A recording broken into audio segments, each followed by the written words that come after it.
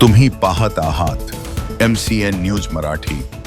बुलढाणा जिल्ह्यातील संग्रामपूर तालुक्यातील अकोली बुद्रुक येथे ग्रामपंचायत कार्यालयात अतिवृष्टी सर्वेबाबत शासकीय कामकाज सुरू असताना एक महिला ग्रामविकास अधिकाऱ्यावर दगडफेक करून जखमी केल्याची धक्कादायक घटना घडली आहे।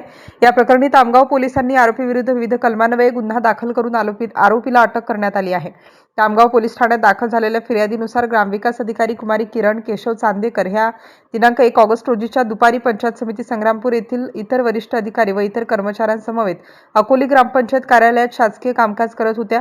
दरम्यान याच वेळी सूरज सुधाकर ससाणे वय 27 वर्ष राहणार अकोली बुद्रुक तालुका संग्रामपूर हे कथितरित्या मद्यधुंदी अवस्थेत कार्यालयात येऊन गावातील संरक्षण भिंतींच्या कामांबाबत विचारणा करण्याकरिता आले।